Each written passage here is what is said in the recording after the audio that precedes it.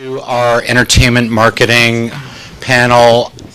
We've got a few straggling panelists who will make their way in.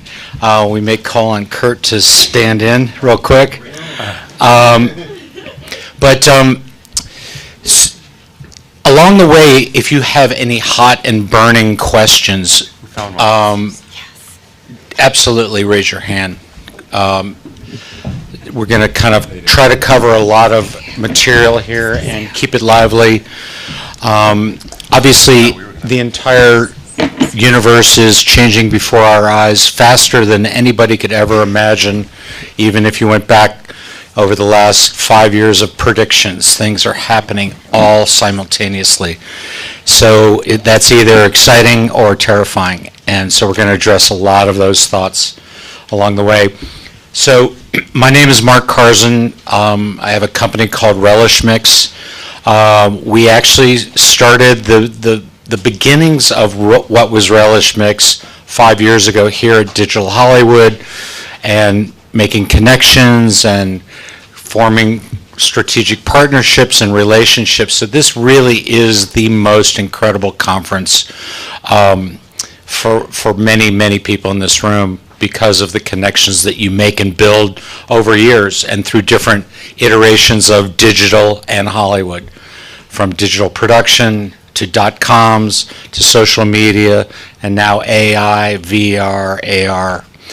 This is where it all happens. So these are our panelists, and each of us are going to do a quick introduction of who we are and what we do within our companies, and just a quick, few moments about what our companies do. So Relish Mix tracks the social activity for all TV shows and all movies, and over the last few years, we've identified trends and patterns that we use to deliver to our studio and network clients that help them make adjustments.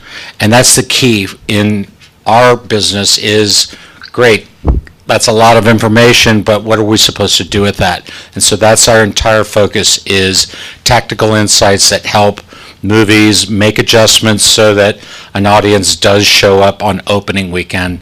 And the same for television shows, obviously, as television shows are moving to 5 other platforms all at the same time.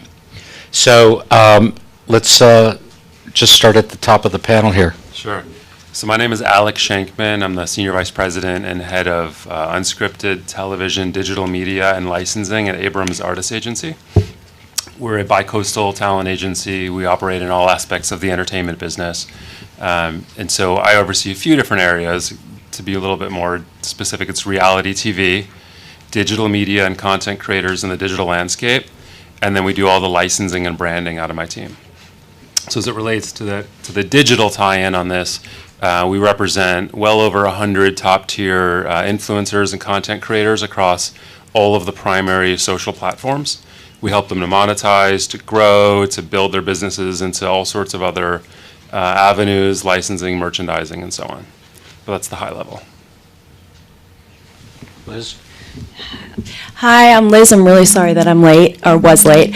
I'm the president of In-House Consulting. We're a social media and digital agency that work with clients who have a variety of needs and problems. Most clients that we work with, though, are looking to find ways to utilize the entire social media ecosystem. So building their presences across platforms, building really exciting campaigns, utilizing paid budgets, and being able to really have the kind of presence that press as well is going to be interested in taking in.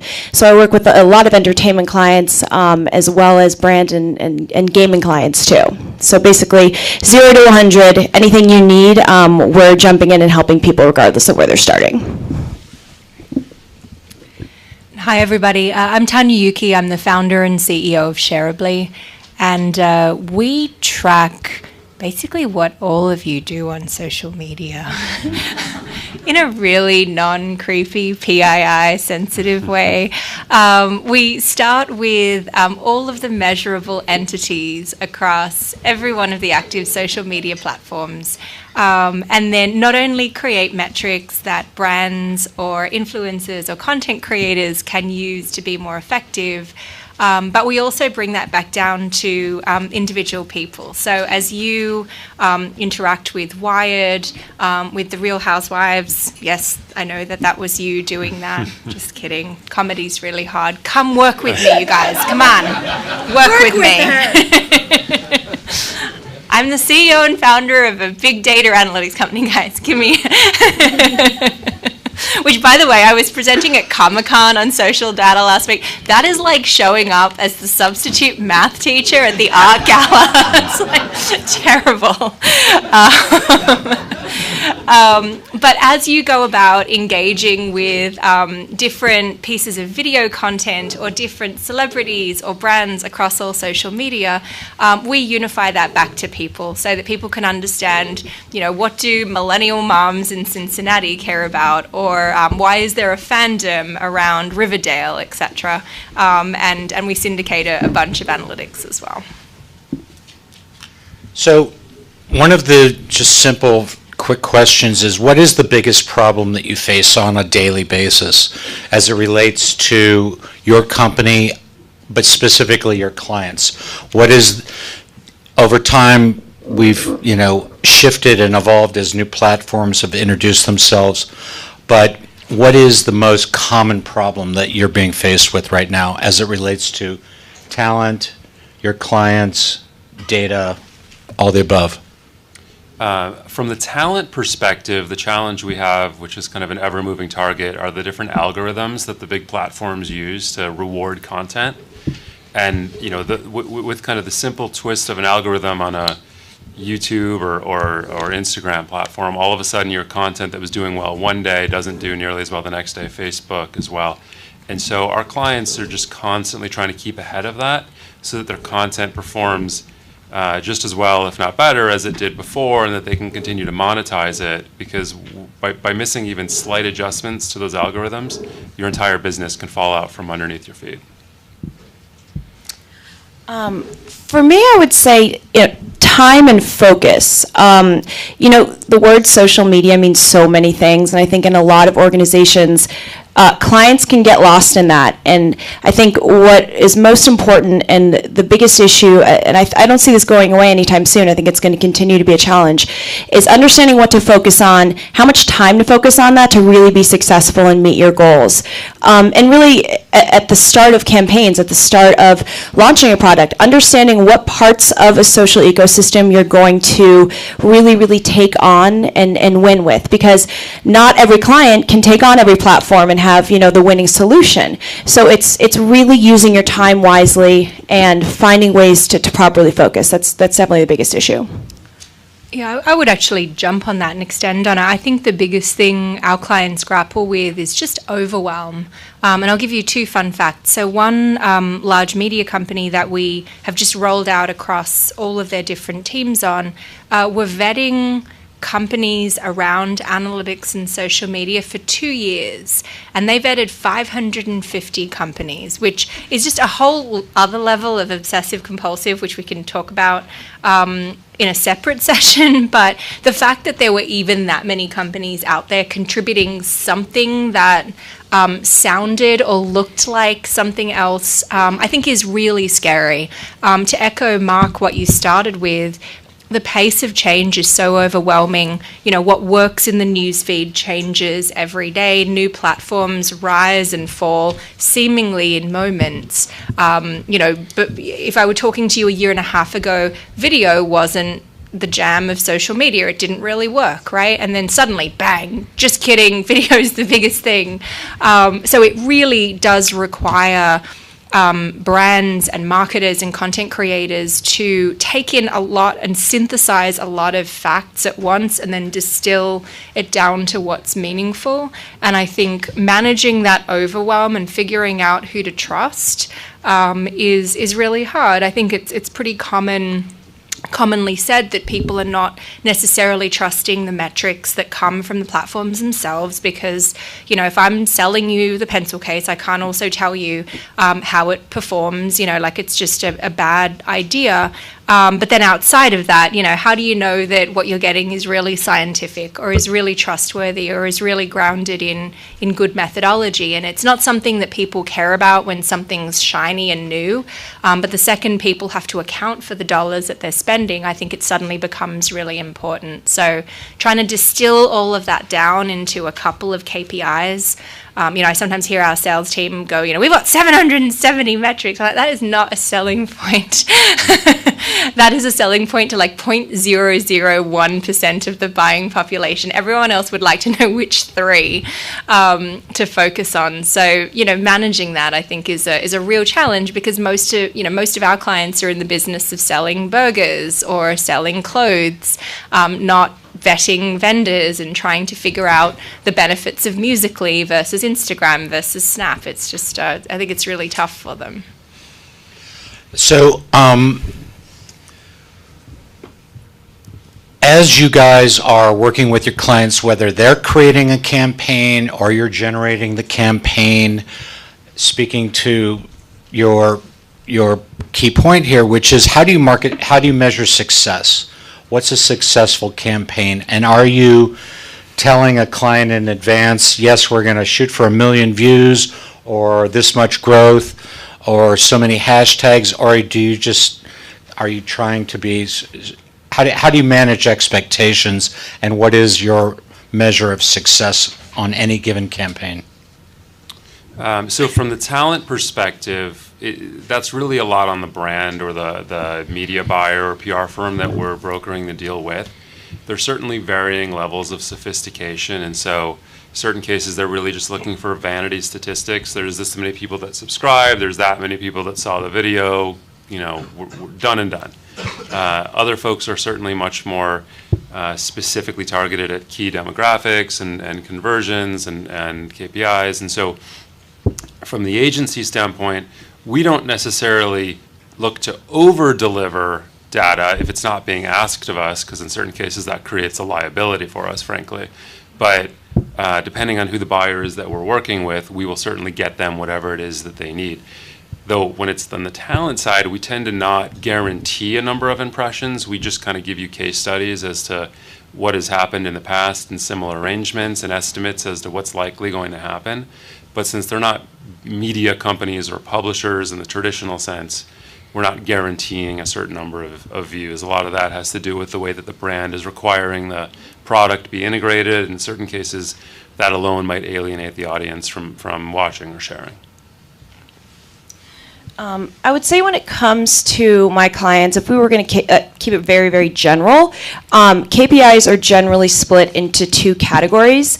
There's what goes on within the platform itself, and then there's what goes on when you get your consumers and your followers to go somewhere else. So it gets generally split into those two. And then where we go from there, it completely depends on budget. It depends on what we're selling. It depends on where we started in the first place.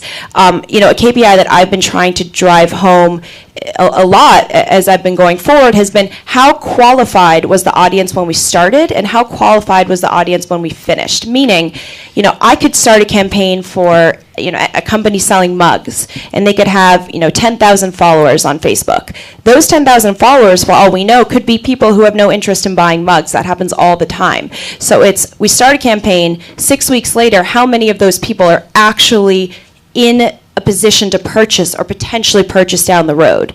So once you split into those two buckets, it's easier to then differentiate and layer on extra KPIs. I think also, though, I could be midway through a campaign and suddenly, there's an enormous platform update or there's an algorithmic shift of some kind, and then we have to on the go be prepared to change. When Instagram stories came about, a lot of us, we've been working in this industry for years, but we didn't get, too many warnings about that. So overnight, mid-campaign that you're spending, $500,000 on, you have to very, very quickly shift what it means to be successful. So yeah, on the whole, it's what happened on the platform, what happened when you got somebody outside of it, and then a layering in of who were the people that actually interacted. Yeah, I think we're hearing a lot of requests and a lot of people looking back at campaigns and talking about what a quality view looks like. Most of the dollars today are in video, even across most of the social networks. And I think by quality view, it's not just a view that is valid, meaning it was viewable for a reasonable amount of time and then it actually, got clucked by the person watching it, but it was actually seen by people for whom it was relevant.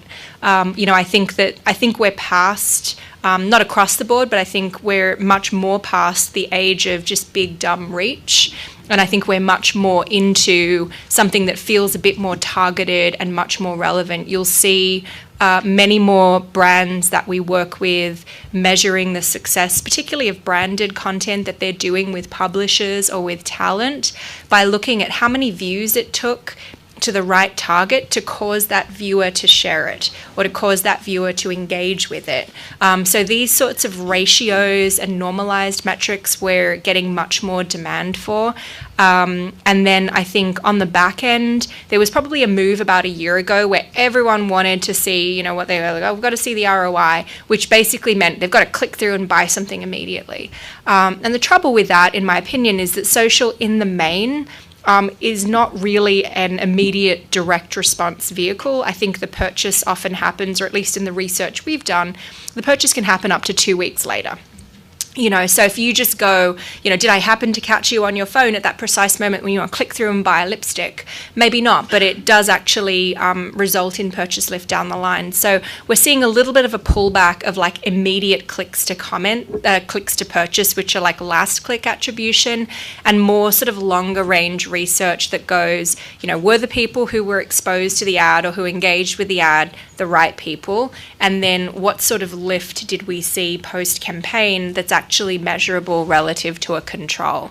And I think that means that the format is growing up a little, but I'm still routinely in conversations about potential reach and potential impressions, so that'll never die either. But So just to get slightly micro for a second, with the success and popularity of Facebook videos in the last year especially, and now that they're moving towards ad-supported videos, whether it's pre-roll, overlay, or mid-roll, or whatever that ends up becoming, what are you seeing? What are the trends with your clients in terms of their segmentation on YouTube videos versus Facebook videos, not to mention Instagram videos, which are becoming more popular, plus stories on top of all of that? Where's the needle pointed right now for you all?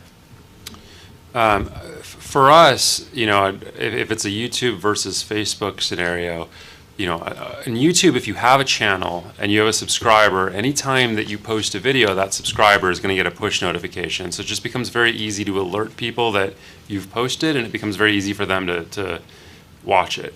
On Facebook, until now, where they're obviously getting a lot more creative and starting to fund content and creating different ways that they can subsidize content, to date, their algorithm is so complicated because there's so many different functions that Facebook serves for your average person who might be using it to consume news, to learn about birthdays, to just keep in touch, to post photos, to watch videos, etc. That simply because you post a video and you have however many likes it is that you have, doesn't actually mean that many or most of those people are going to ever get a direct notification that you posted a video. So, to date, we've had a little bit of a challenge with talent posting to Facebook and kind of guaranteeing the views in the same way that we've had a different kind of luck with YouTube, or consistency, I should say, not luck. Instagram is slightly easier, I would say, on the view side, especially. Brands have fallen in love with Instagram stories and so on. But I'd say number one for us in monetizing videos has been YouTube, then Instagram, and Facebook will hopefully catch up there very soon. I'll just add in, from a data standpoint, Facebook video views, believe it or not, crush YouTube.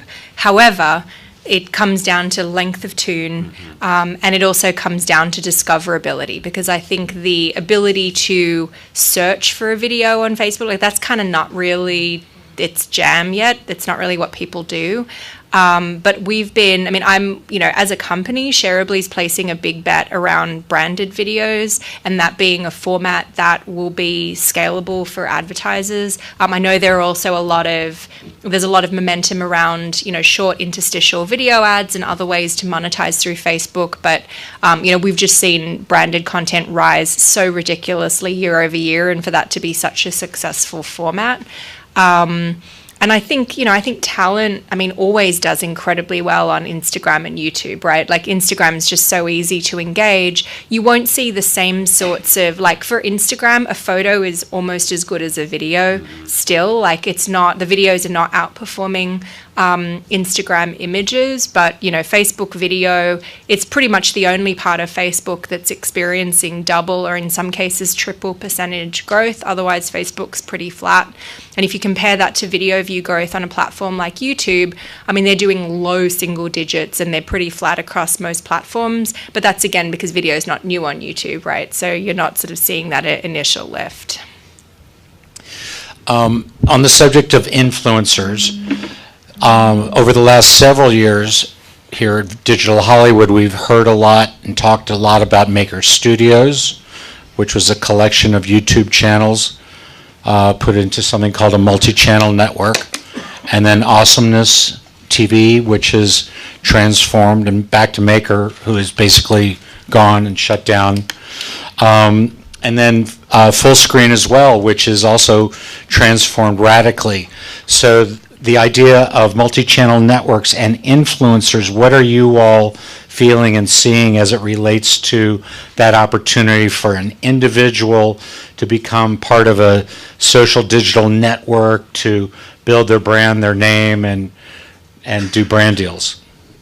I think the business model for most, if not all of them, has certainly pivoted at least once or twice over the course of the several years that each has been in business.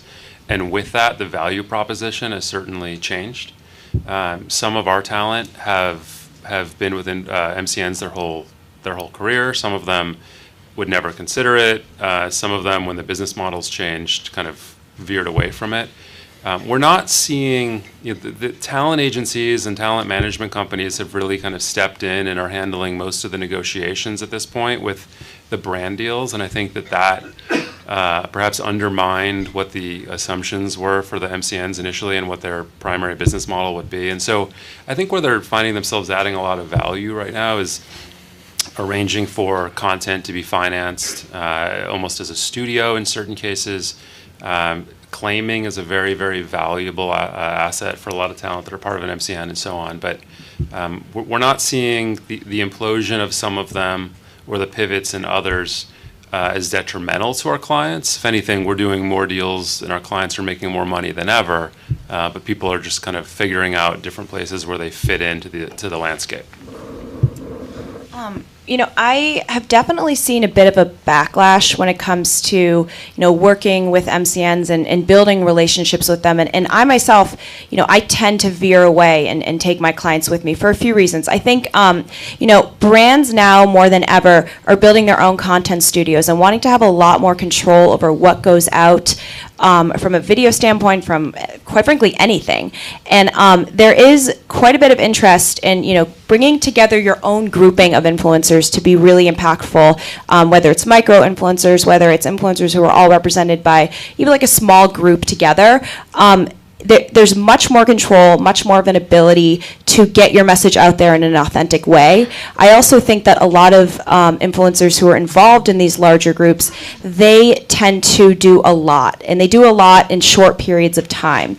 And, consumers are seeing through that now. So I think there's a backlash. I think there's tons and tons that can go on now that coming out of the different door. There are different ways to do it where people can build their own direct relationships and build really genuine, thoughtful content. They don't need to rely on the full screens of the world every day anymore. Controversial. I don't know. Edgy. So I'll chime in with a couple of stats. I think, so we looked at this recently. So if you add up all of the social engagements, and we just looked for this analysis across Facebook, Twitter, Instagram, of all of the basically every brand in America, including content brands. So the NBA, the NFL, every television show, every soap brand, every petroleum company, etc. And you added all that up. Year to date, at the time, it came to like 42 billion consumer engagements with their ads and content, which is kind of amazing. It means that 42 billion times a consumer stopped snooping on an X or looking at pictures of their, which is why most people go onto social media, let's be clear, because they were so excited by something that a brand put out on social. So 42 billion, big impressive number. If you add in just the US influencers that we have under measurement, that number goes up to 128 billion. It is so much bigger in size and scale than all of the media, all of the sports, all of the publishing combined, that it's a space that just has so much momentum and so much of the wind at its back, that I can't help but be really excited about what that's going to mean for the future of content creation. I think there's a real challenge in, I know there's a big push-pull in the marketplace at the moment around celebrities versus macro influencers versus micro influencers, which is more authentic. Should you combine 20 small influencers and get, more optimized reach and frequency and more authenticity, you're better off buying one big person. So I think a lot of this stuff is really early, and I think we're still kind of working our way through how to think about what is in a sense a very established vehicle, but just done in a new way.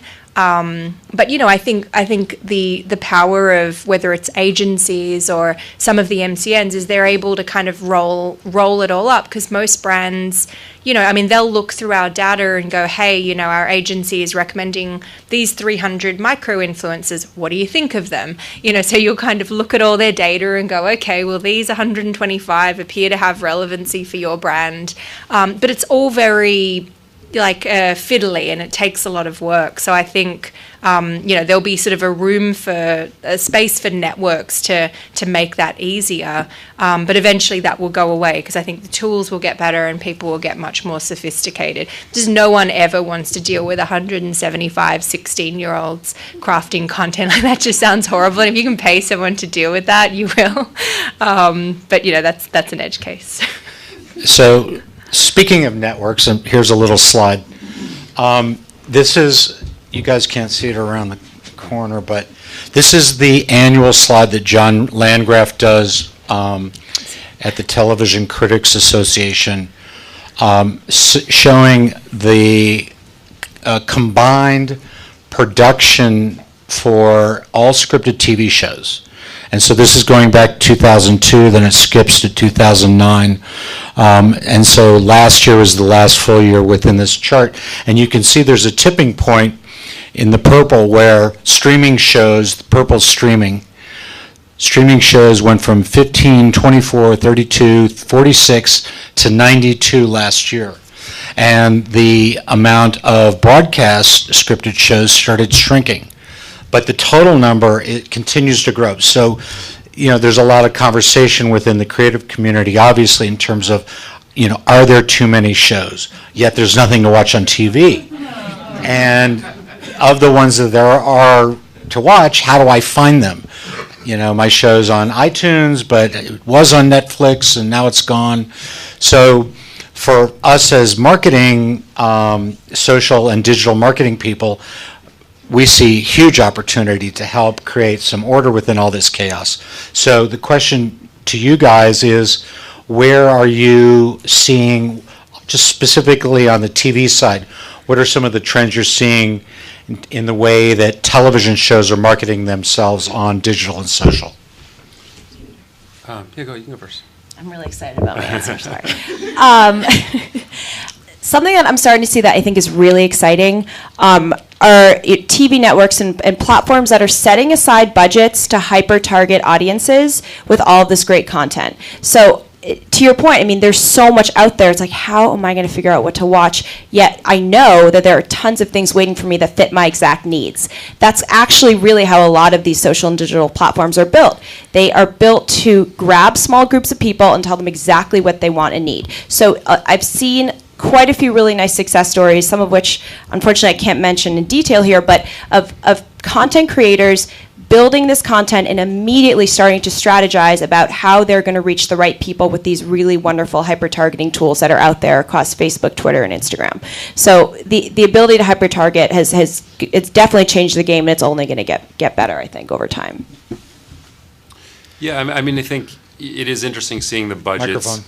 It's interesting watching the budgets for the Amazons and Netflixes and Apple and everybody climb. I think Netflix said they announced $7.5 billion this year in original content. Amazon was something in the ballpark of $4 billion. Apple's in the $1 billion. So you have going upwards of $15 billion in spending on scripted content that, in certain cases, unscripted, that literally didn't exist 5-10 years ago. This is just all new content and new platforms. So it is a challenge to kind of get people over there to watch. We're seeing a certain amount of stunt casting with influencers, or we have talent that are being hired to produce or appear in or guest star in content just to kind of spread the word. We certainly have clients getting paid to create entire campaigns around films and TV shows that they weren't in necessarily, but they're coming on as a fan of and building it into their regular content. And you're certainly seeing a lot of hyper-targeting across the social platforms to certain demos to kind of let that messaging be seen and heard about new shows as they premiere. So, the buzzword at this moment is targeting. And if any of you have missed last Sunday's 60 Minutes, there was a segment about the social digital guy on the Trump campaign who drilled into Facebook and really optimized the targeting techniques during the Trump campaign, and you all have to watch it. It's streaming as well. But for those of us in the room who have been using targeting tools for a while, this is not shocking news. This is exactly why social platforms are as successful as they are. So where are you guys, speak to targeting as it relates to opportunities and brand building and engagement and all that. Sure. So here's the problem with targeting. Start with something controversial. Go for controversial. Yeah, look, I mean, obviously, if I care about something and you target me with something that I care about, it's going to work. That's obvious. I feel like the thing that people aren't talking enough about yet is where creative actually fits in a really highly targeted world. And it's, and people have talked about data-driven creative and all this sort of stuff. But in reality, the targeting and creative body, if it were a human, would look like a tennis player where like one arm was like incredibly well built. You can target women who love pumpkins, who go caravanning and live in, like you can get that woman right at the time when she's contemplating her Mercedes-Benz lease, But I think that's an actual segment, by the way. But you don't know what to show her because you've got no idea what her story world is, what sort of creative she cares about, because that piece of the data equation, I think, is still a little in the dark ages. And that's something that I think a lot about is how can you give creative clues on how to super serve their targets? Because targeting is incredibly important, but the amount of times that I've seen clients of ours and just other people in general in the industry have highly targeted campaigns, but then they wind up sending almost the same creative to each target because they don't know, right? Like, you'll read these amazing, like I'm targeting this woman and like she wears headphones and she walks and she's like really confident. You're going like, I've got no idea what to show her, and I don't know what to show her about this TV show that's different to the person next to her who I want to target differently. So I think that's the biggest opportunity. The targeting tools are great. I mean, at a minimum, they're good enough to reach those people. But I think what's lacking is knowledge and data that helps you know what to send. Because it's very easy to say the targeting didn't work, but did it not work because I sent it to the wrong person and my targeting was wrong? Did my creative suck, or was it just inappropriate for that person? And I think bringing those two things together is one of the biggest opportunities for our industry. But most of the conversation is about how you target. The question is, how do you target what? And if you target crap, it still won't work because people are not idiots. But we can have these conversations now where 10 years ago, all you had to look at were TV ratings for a spot that aired, and with no sense of any of the, deep dive insights. Quick question to the group here. Who works for or has ever worked for an ad agency? And who works with a production company, advertising or theatrical broadcast production companies? Who's on the pure creative side, writer, performer? And who is on the media side? Media buyer, spender, budgeter. So this next slide, this is TV versus digital ad spending from 2015 to 2020. And so this is obviously something that's debated on a regular basis, but you can see in 2016 it shows digital versus television ad spending 50-50, and in 2017 digital surpasses. So whether you believe it or not, it certainly looks like there's a massive opportunity to swing campaigns, or campaigns are swinging towards Facebook and YouTube and Google and other digital social platforms.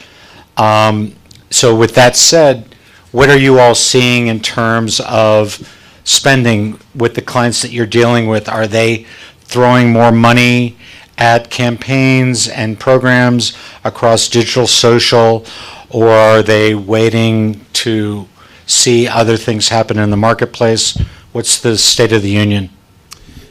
So at our agency, we have a variety of divisions that I mentioned. One of them is a traditional TV commercials division. We also do voice commercials, et cetera, which are all continuing to be very healthy, profitable businesses. But on the digital side of things, just kind of as a frame of reference, our on-camera TV commercial division is exactly the same size, headcount-wise, as it was 3 years ago.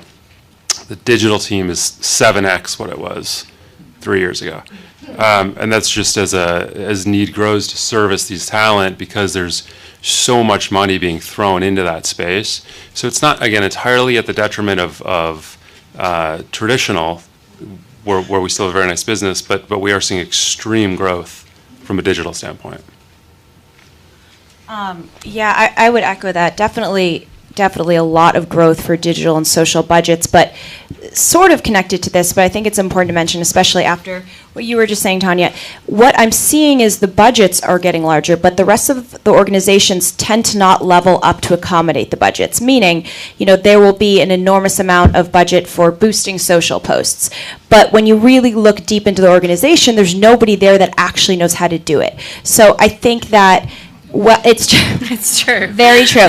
And even more than that, there are different types of digital and social ads. There are contextual ads that are in real time versus direct response ads that generally come out of a very, strict and semi-old school looking digital side. So yes, we're seeing leveling up when it comes to the budgets, but how to handle them and then how to handle them in the long term, we're still yet to get there. Okay, now, Liz, that's a huge subject, which is client adoption, comfort, security, confidence, as it relates to creatives and as it relates to just general marketing clients and executives. I can say on our side, we've seen the teams at movie studios in the last 3 years grow from 4 to 40. It's extraordinary, whereas on the TV side, sort of a shift, but on the digital social side, certainly at the theatrical level, it's enormous, the amount of change and the experience and comfort that we see from studio to studio, and it varies from studio to studio. So what are you all seeing in terms of comfort level with the clients that you're dealing with? How much would you consider to be experimental versus deliberate and intentional in terms of campaigns and strategy? I think it varies so much by organization, almost too much.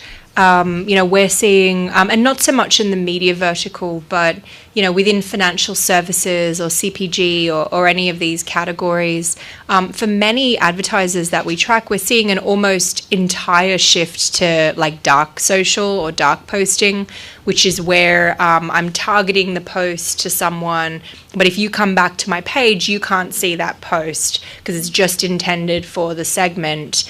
And that to me is like treating social like, I don't know, I guess sort of like just a reach vehicle in a way. So you see that on the end of one spectrum, and then on the other end of the spectrum you see digital publishers and some TV networks that are so sophisticated and so in tune with what's going on and understand that there needs to be an always-on strategy in addition to a campaign strategy.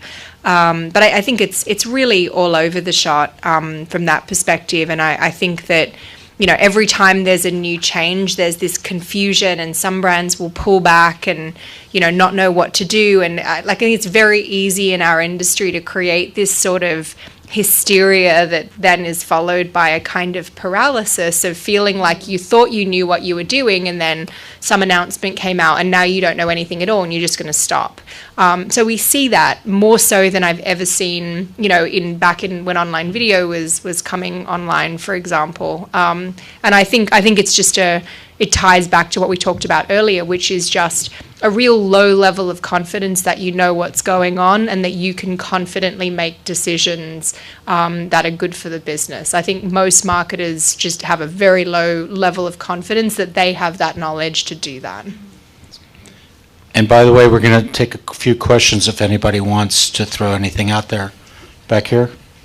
With so many new platforms coming out and the standard social media that everyone is driven to, and then now starting their own content, how much preferential treatment is being given to their own content that it raises the bar to the other content to match up or parallel or grow stronger in the media at this point?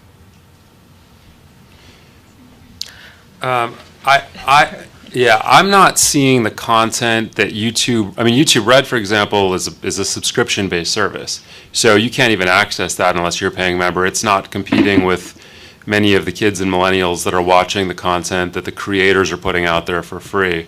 I think there's a huge difference in the level of quality and in most cases the length of the content. So I don't see them as competitive.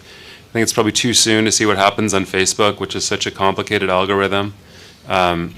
I certainly don't think that the talent we have that are creating content on Snapchat are competing with what's happening on Snapchat Discovery, et cetera. So I think as of now, we don't see it as a threat, but as often as possible, hopefully that means that the platform is using those top-tier creators in their content to help kind of bolster the awareness and so on. And just to add to that, I believe one thing you might be thinking about is Facebook's content studio that works directly with a lot of brands. I mean, I will say that is, I wouldn't say a concern, but that's something that a lot of us here, we keep tabs on that, and we watch what they do, we watch the decisions they make, and we watch how a lot of that content organically performs. To date, and I'm a conspiracy theorist, my God, all day, every day, but to date, true, but to date, I haven't yet seen content come out of those studios that is equal to content coming out of an agency like mine, and see them just skyrocket organically and the rest of us just sort of festering. So I do believe that everyone right now is getting relatively equal treatment, but any agency that tells you they're not watching that pretty closely is probably lying. We're all watching. How do you determine the mix of platforms for any given client? How do you determine the mix? Well, our company is called Relish Mix, and it's based on media mixing, which we've seen over decades. And so the idea of how you segment your campaign, your program, your media is the key to what we actually do. Because the assumption was Not everybody's going to be on YouTube. And people who are tweeting are not necessarily connected on Facebook. But if you look at it from title to title, there are variations and there are trends and patterns. So we're very aware of that, and that's a big component of what our company reports to all of our entertainment clients, where your fans are connected, how they're engaging, and how you can improve. That's what we do. I'll just add, advertising effectiveness research in pretty much every instance says that if you reach people twice, like on a different platform, like on two platforms versus one, it's almost always better. So I think thinking about it from a mix-based standpoint is a good headspace to be on.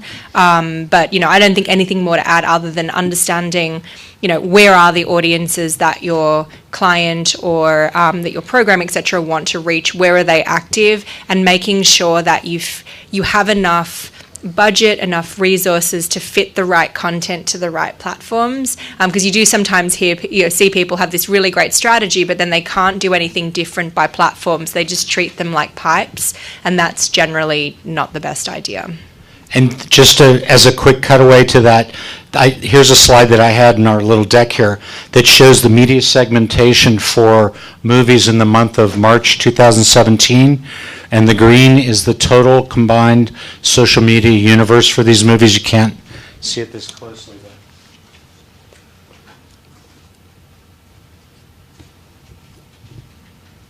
but the winner for the month was Beauty and the Beast, and Logan was in second. And there's a direct correlation between social media universe and box office that we've been tracking for the last several years. So media mixing and building up the biggest possible cross-promoted stories is big. Yes? Now, how do you know how effective it is?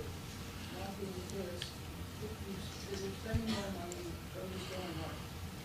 And are you getting more dollars than you put out, or are you actually getting the same market effectiveness? So how do you measure effectiveness of a campaign? How do you measure effectiveness? Sure. If you think about ad effectiveness, you're looking at two things, right? Did you reach, how many and how much? How many is how many of the people that you intended to reach did you actually reach? And then sort of how good was it? Did it move the needle in terms of purchase intent, unaided awareness, actual purchase? It's sort of an open-ended question, so it depends on what the campaign objectives are, but typically people will both look at key metrics that are measurable, like impressions, reach, points on target, all of that sort of stuff, and then separately try and gauge whether that was actually something that changed people's behaviors, consciousness, actual purchasing patterns, etc., as the other way to think about ad effects. It's a large question. It's what we all do on a daily basis, is speak to your question, which is, was the money spent on this campaign worth it? Did we do a good job? And how can we improve next time? What are some apps, tools, websites that you guys personally use and that you recommend to your clients who are building brands? Like, what are some practical tools that you actually use and download on your phone or computer to manage your social media, manage the workflow process? So what are the tools that we use to manage our social? We use our platform, so we have a proprietary platform. So does Tanya. Not to manage social, though. That's just to track stuff. Most of our clients actually post native, believe it or not, increasingly, because there's so many different platforms and things. But I'm sure there's lots of great tools. For clients that might be on a bit more of a budget and can't afford some of the large-scale tools, I always recommend Hootsuite. It's a really, really good platform to schedule posts, get them really in a nice pattern, super, super organized. A lot of really good photo app tools that allow someone who doesn't understand Photoshop to jump in and create different things. One of them is called Bazaart, B-A-Z-A-A-R-T. Literally, I use it all the time, and I am not a designer by any stretch of the imagination. There are other really nice analytics tools that have separate apps. If you want to come talk to me after, I'll just give you a quick list. But yeah, a lot of great free tools. We'd probably all love to have that. yeah. Would you want to post it on Twitter or The next slide. Yeah, the next hashtag. Right. Yeah. Let me think on it a little bit because I want to make sure I'm giving you guys the best possible options. Yeah, maybe I can send out an email to everybody in here. We'll see. Yes. Following up on that, with you guys being experts and many people in the audience having a film or a documentary, that they've got on Facebook, Twitter, Instagram, could you each give us a couple of handy tips, especially on Facebook because it keeps changing, about what would be best practices for us who are handling our own content in social media? So you're looking for the best way to promote your video, your film? Yeah, if you think, I hear you saying video is better than photographs on Facebook, right? And is the idea that you aren't looking to be the influencer yourself, you're looking to create the content and have other people drive traffic to your page? Right, I'm not interested personally in being the influencer. I would rather have the film I produce be The hero. The hero. So, I mean, I'm coming at obviously everything from the talent perspective. In my opinion, it's finding talent whose audiences match the audience that you're striving for, and to figure out different engagements that cause those people to promote your film and to promote your destination, be that doing a private screening for them, be that paying them to promote it, be that casting them in it, whatever way you can organically, if possible, organically engage them in the content and get them to talk about you always helps. Yeah, just some other tidbits too. Build out your assets as if they're all going to be seen on a mobile screen. I think that's really important. Center focal points for imagery are really key. Looking at the insights on your page and seeing the time of day that people are likely to see the content and posting at that time. Anything that touches behind the scenes content of any kind, something that someone won't see in your film but could potentially see and get interested in, like, oh God, I'm getting exposed to something extra. People love that. And Sundays across the board generally are great for, it sounds like, for what you're doing. Anything that touches entertainment, learning, something that they don't have to, that they can't really focus on when they're at their 9 to 5, that would be a good day for you. Final question to the group, and then we're going to shut down. What's the hot job right now? What's the hardest job to fill? What's the job that's most in demand in your worlds? Data scientist, hands down. Data scientist? A social media creative director. We're very actively building out our gaming and esports vertical right now, so it's finding people that actually truly understand that space who aren't also gamers. One last question. Saying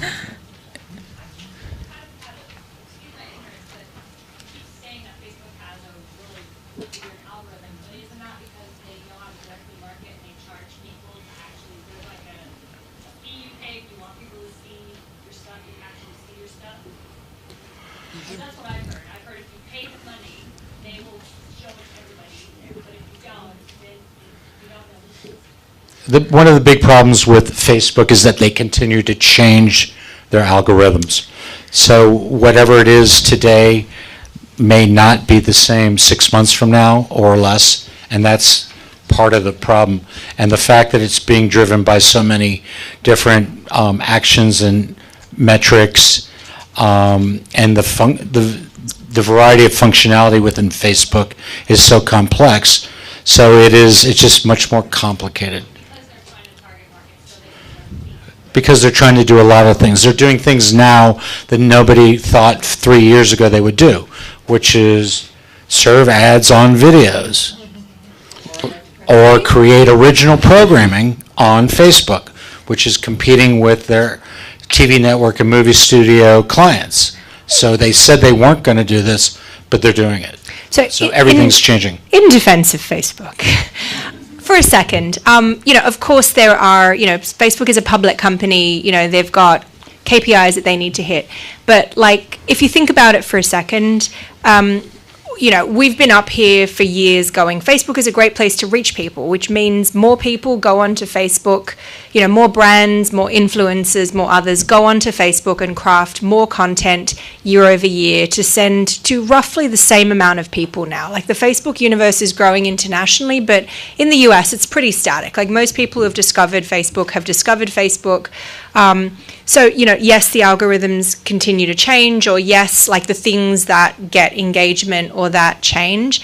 But a lot of that, I mean, you know, I've heard a lot of people say, oh, if you don't pay for, you know, content on Facebook, you won't get any reach. And I can tell you, like, unequivocally that some of the highest engaging brands on Facebook are completely organic. Like many of the sports leagues, many of the others, like don't spend $1 and do incredibly well because their content is amazing and it rises to the top. But in the end, like Facebook, you know, does have their own prerogatives, of course, as a company, but then again, they're also trying to make it so that when you go onto Facebook, you are not inundated by the crappy creative, you know, posted by brands who want to sell you stuff.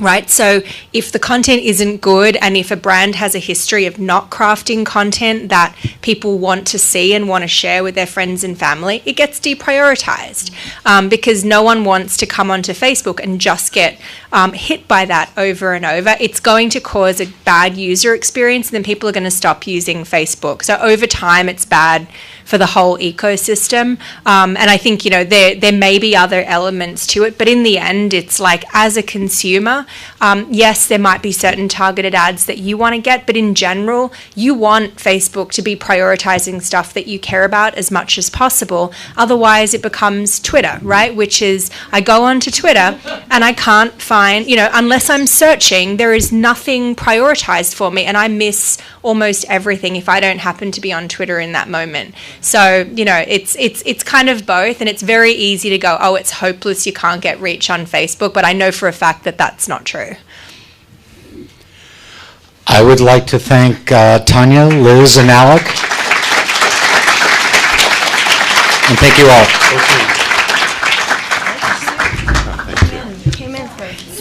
Good job.